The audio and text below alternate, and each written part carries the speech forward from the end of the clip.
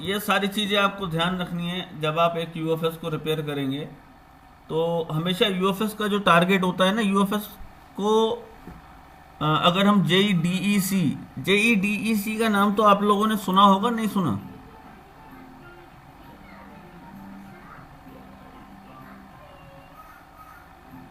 Hello? नहीं sir. नहीं सुना? नहीं सुना। अब मैं आपको बताऊं, जैसे कि अब समझिए, जैसे हम कोई चीज़ खरीदते हैं तो वो हमें तराजू में तोल के मिलती है, 1 किलो, 2 किलो, 3 किलो, है ना? अगर हम पानी लेंगे तो लीटर में मिलेगा, दूध लेंगे तो लीटर में मिलेगा। हर चीज़ को लेने का एक प्रोटोकॉल होता है ना। इसी तरह से अगर रजिस्टर होगी तो ओम्स में चेक की जाएगी, डायोड होगा तो डायोड मोड में चेक किया जाएगा। उसी तरह से जो हमारी यूएफएस और ईएमएमसी होती हैं, उन्हें चेक करने का प्रोटोकॉल जो है वो जेईडीईसी डिसाइड करती है।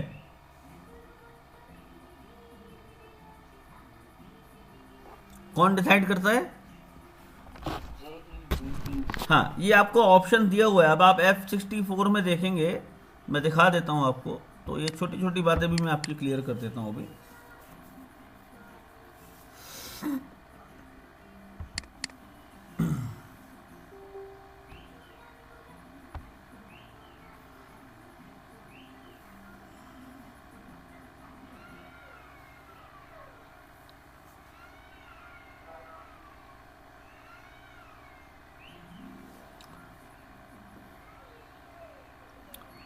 तो जब हमें प्रोटोकॉल पता होगा तब हम किसी भी ईएमएमसी या यूएफएस को रिपेयर कर सकते हैं।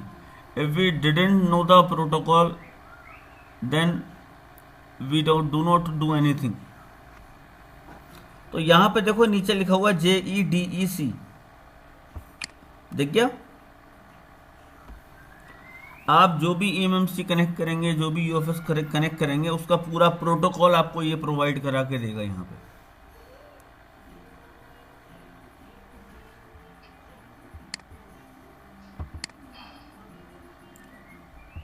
तो यहाँ से पता लगेगा कि ईएमएमसी का, यूएफएस का प्रोटोकॉल क्या है हमारे, और किस तरह से ये काम करेगा। तो ये जेडीईसी की जो लैंग्वेज होती है वो थोड़ी सी टिपिकल होती है, थोड़ी सी अलग होती है। तो उसे समझने का तरीका भी मैं आप लोगों को बता दूंगा।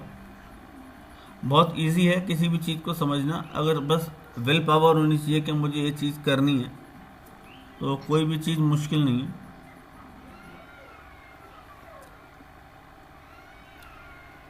तो आप लोगों को यूएफएस के पार्टीशन बनाने प्रॉपर आ गए?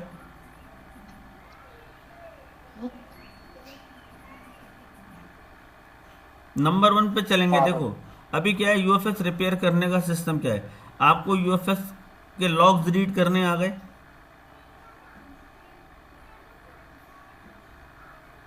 Yes sir. चलिए, उसके आगे लॉग्स रिपीट रीड करने के बाद जब हमें एरर मिलता है तो आपको एरर रिपेयर करने के सारे तरीके आ गए। How to repair your UFS, मैंने आपको तरीके सब बताए हैं कि यूएफएस आपकी लून जीरो में कैसे जाएगी, फ्लैश फाइल से कैसे रिपेयर होगी। हाँ सर। ठीक है? उसके बाद रिपेयर करने से पहले मोस्ट इंपॉर्टेंट थिंग इज कि आप लोगों को बैकअप लेना आता है ना?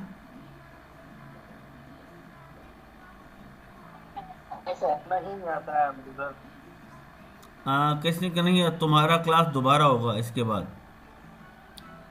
अगर ऐसा तुम, होगा। हाँ, तुम्हें 2 क्लास ज्वाइन करना पड़ेगा। एक क्लास और मेरी तरफ से तुम्हें फ्री रहेगा, उसके बाद भी नहीं होगा तो फिर एक क्लास और फ्री रहेगा मेरी तरफ से, लेकिन सिखाने की मैं गारंटी लूंगा।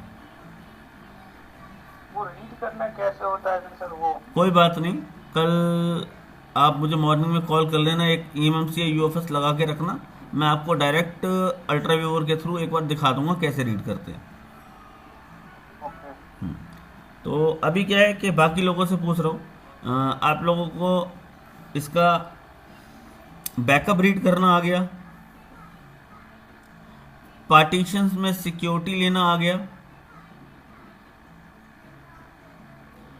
अभी आप लोगों को जो चीज़ नहीं आती, that is how to make dump file, जिसकी बात चल रही थी कि डंप फाइल कैसे बनेगी। वो आपकी आज की क्लास में आप लोगों को समझाऊंगा प्रॉपर।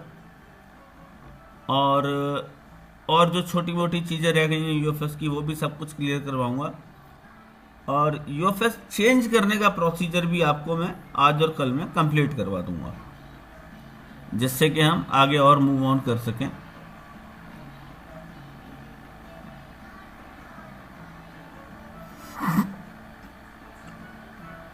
तो अब हमें बेसिक को तो स्किप कर देना है। स्किप का मतलब है कि हम बेसिक से काम नहीं करेंगे, बेसिक से आगे बढ़ के मैं आपको समझाऊंगा। तो एक ईएमएमसी यूएफएस रिपेयर करने का पहला तरीका है, नंबर 1 कनेक्ट। लिख लीजिए, ये यूनिवर्सल ट्रिक है। Number 1 connect, number 2 identify the fault of eMMC और UFS, number 3 before repair eMMC और UFS first take the backup. सबसे पहले बैकअप लेना है। अब बैकअप कितने जीबी में लेना है ये सब कुछ आपको बताया हुआ है मैंने। ईएमएमसी का बैकअप कितना लेना है वो भी आपको बताया हुआ है, और डाटा कैसे सेव होगा वो मैं आपको दोबारा बता दूंगा। तो पहले आपको बैकअप बनाना है। बैकअप अकॉर्डिंग टू सीपीयू बनेगा। क्वालकॉम का बैकअप अलग बनेगा, मीडियाटेक का बैकअप अलग बनेगा, और सैमसंग का बैकअप अलग बनेगा। और बैकअप बनाने के बाद हमें यूएफएस रिपेयर करनी है।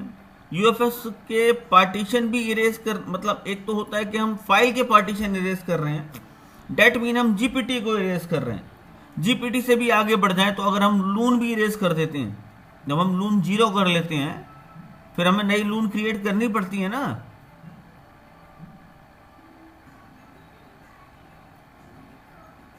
हेलो, हाँ सर। आपको परसों की क्लास में समझाया था ना कि लून फ्लैश फाइल से कैसे क्रिएट करेंगे। हाँ सर, हाँ। वो वीडियो एक बार दोबारा देखना, अगर कोई डाउट हो तो पूछ लेना। तो लून क्रिएट करना, लून के बाद जीपीटी क्रिएट करना, उसके बाद उसके हेडर चेक करना, ये सारे काम मेरे ख्याल से आप लोगों को प्रॉपर आते हैं, बस प्रैक्टिस की जरूरत है। क्योंकि जब तक असली मैदान में उतर के नहीं खेलोगे तब तक पता नहीं लगेगा आपका पोटेंशियल क्या है।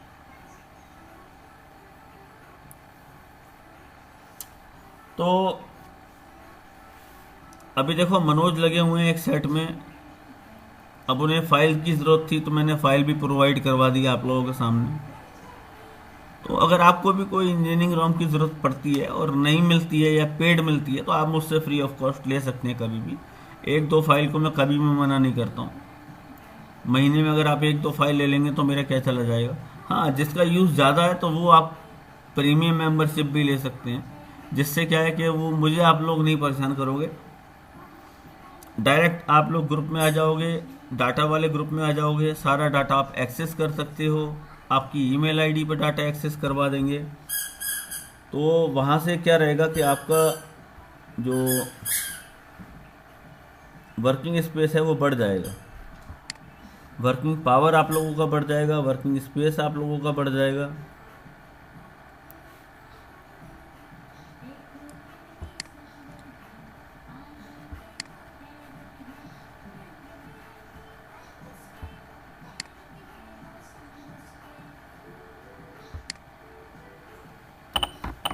अब मैं देखो आपको नया डाटा दिखाता हूँ जो मैंने अभी बाय किया है। चलिए,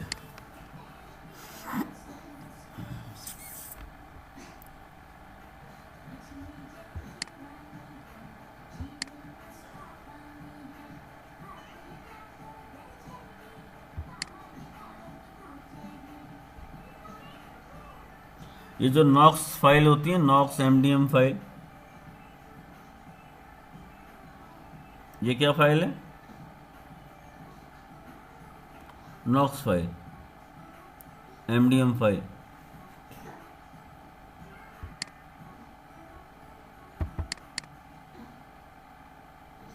अब ये सैमसंग के नॉक्स फ्रेमवेयर हैं, आप देखोगे तो इसमें सारी सीरीज पूरी की पूरी पड़ी हुई है। जैसे हमें ए सीरीज के सेट का डाउनलोड करना है, आप कोई एक मॉडल बताइए।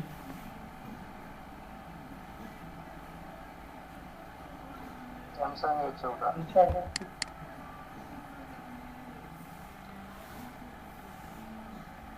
A14 में तो एमडीएम शायद लग के ही नहीं आया भाई, देखते हैं, लेकिन फाइल तो होगी। देखो ये रहा A145F हैगा ये। सर 146 का भी है क्या?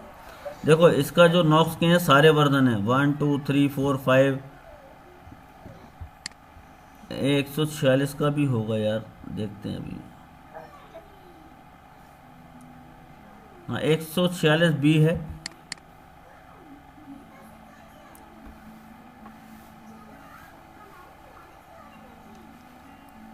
हैगा।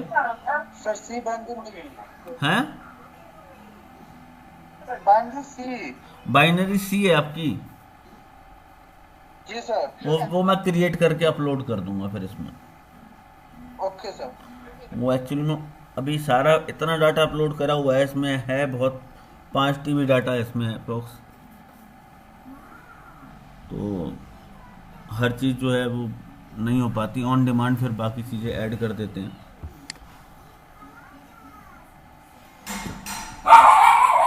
तो ये जो प्रीमियम फाइल है इसका चार्ज, ये तो आपको डायरेक्ट आपकी जीमेल पे मिलेगा ये, क्योंकि मेरा नहीं है, ये थर्ड पार्टी है। अगर एक आध फाइल चाहिए तो मैं दे सकता हूँ।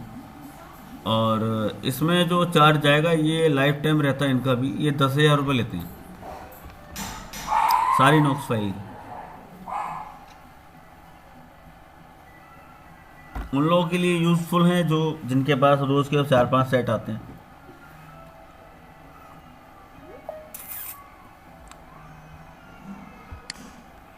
सर ये किस काम आती फाइल सर ये? ये नॉक्स फाइल जो होती हैं ये वो वाली फाइलें होती हैं, जैसे हमारा सेट में जो नॉक्स लॉक लग जाता है, फाइनेंस लॉक लग जाता है, एमडीएम लॉक लग जाते हैं। आ गई बात समझ में? जी सर। ये उन्हें रिमूव करने की फाइलें हैं।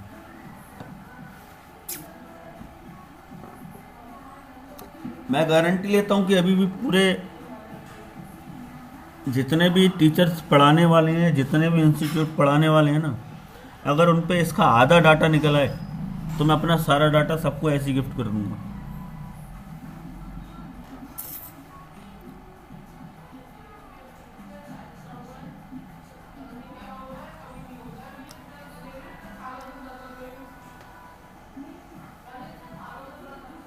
तो ये कुछ चीज़ें जो हैं ये आपको ध्यान रखनी पड़ेंगी।